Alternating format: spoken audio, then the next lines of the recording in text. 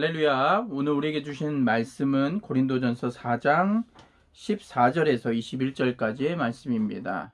우리 말씀 먼저 읽어보도록 하겠습니다. 내가 너희를 부끄럽게 하려고 이것을 쓰는 것이 아니라 오직 너희를 내 사랑하는 자녀같이 권하려 하는 것이라.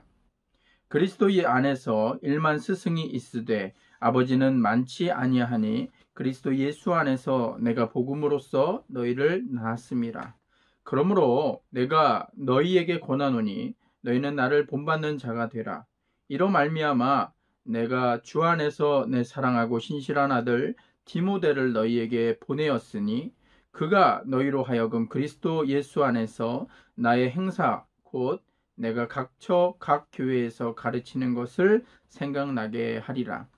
어떤 이들은 내가 너희에게 나아가지 아니할 것 같이 스스로 교만하여졌으나 주께서 허락하시면 내가 너희에게 속히 나아가서 교만한 자들의 말이 아니라 오직 그 능력을 알아보겠으니 하나님의 나라는 말에 있지 아니하고 오직 능력에 있음이라. 너희가 무엇을 원하느냐? 내가 매를 가지고 너희에게 나아가랴. 사랑과 온유한 마음으로 나아가랴. 오늘 우리에게 주신 말씀입니다.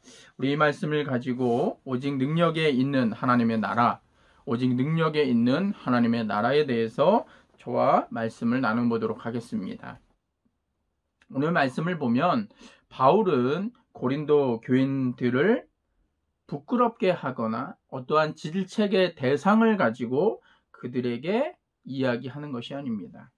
바울은 사랑과 권면하는 그러한 아버지의 마음을 가지고 오늘 고린도 교인들에게 권면의 말씀을 하고 계시는 것을 오늘 말씀을 통해서 보게 됩니다.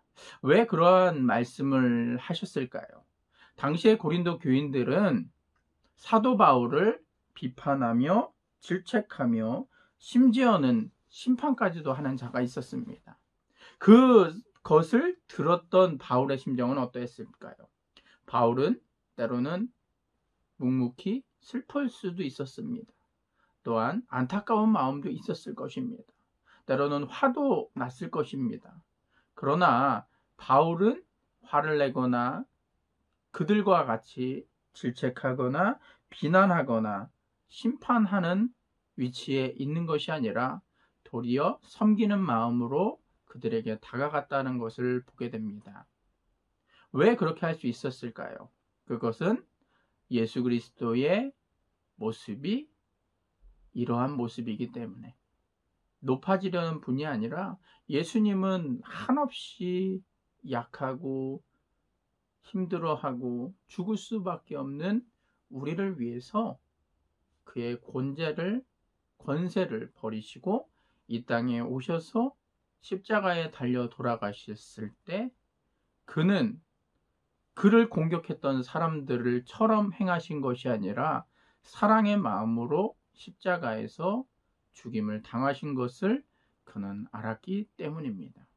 그래서 오늘 우리에게 주신 말씀을 보면 바울은 이러한 말씀을 하는 것 같습니다.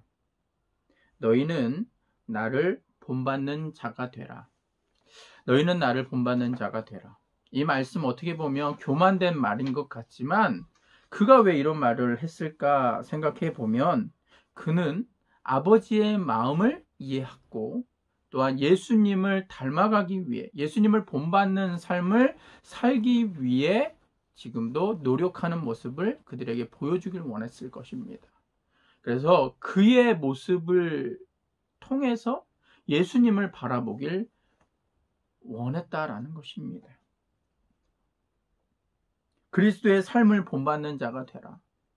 너네 고린도 교인들아, 너희들 지금 이렇게 나를 비판하고 심판하고 서로 분란을 갖고 어려운 상황에 있는데 그 상황 속에서 너희들이 회복되는 방법은 다른 것이 아니야. 그것은 예수님을 다시금 회복하는 거야 라고 이야기하는 것인 줄 믿습니다. 우리가 어떠한 문제를 맞이하게 되었을 때 우리는 어떻게 해결하라고 하십니까? 우리를 공격하는 사람들을 만나게 되면 우리는 어떻게 행하십니까? 인간적인 마음으로 그들과 함께 같이 대적해서 그들과 같이 화를 내고 그들을 무시하고 그들을 정죄하고 비판하는 그러한 모습이 우리의 본질적인 모습이라면 예수의 마음은 그 마음 자체도 어루만져 주시는 그런 마음인 줄 믿습니다. 우리 예수님의 마음을 본받는 자가 되어라.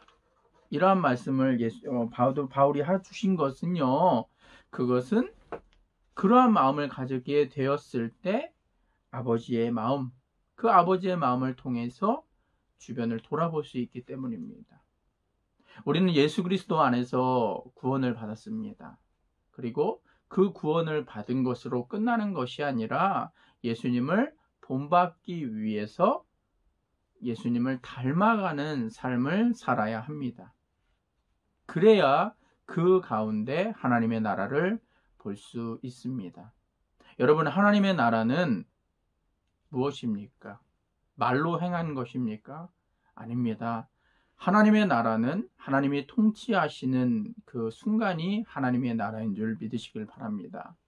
예수님을 닮아가다 보면, 예수님처럼 살려고 하면 그 상황 속에서 하나님의 임재하심과 하나님의 도우심과 하나님의 인도하심을 깨닫게 됩니다. 그리고 그 안에서 하나님의 나라를 볼 수 있습니다. 예수 그리스도를 믿고 변화를 받아 새로운 삶을 살게 된다면 그 삶은 단순히 말뿐이 아니라 그리스도의 능력이 나타난다고 오늘 사도 바울은 우리에게 강조하고 계십니다. 나 역시 그리스도인이라면 세상 사람과 다른 모습으로 살아야 될 줄 믿습니다. 그리스도를 본받아 그의 능력을 나타내기 위해 우리가 감당해야 할 것이 무엇일까요? 하나님의 나라는 말에 있지 않습니다. 하나님의 나라는 하나님이 통치하시는 그곳이 하나님의 나라인 줄 믿습니다. 우리 사도 바울과 같이 얼마나 사도 바울은 힘들었을까요? 아파했을까요? 때로는 낙심했을까요? 그러나 그 상황에 처했을 때 낙심하거나 좌절하거나 분냄이 아니라 예수 그리스도 안에서 넓은 사랑의 마음을 갖게 해달라고 기도하는 저와 여러분이 되어야 될 줄 믿습니다. 우리 오늘 고린도전서 4장 14절에서 21절의 말씀을 통해서 바울이 이야기하는 것과 같이 부유해지는 삶을 또한 어떠한 유지하는 것을 위한 그러한 삶이 아니라 때로는 낮아지고 비천한 모습일지라도 그리스도를 쫓아 살아가는 우리의 모습이 되어야 될 줄 믿습니다. 감사합니다.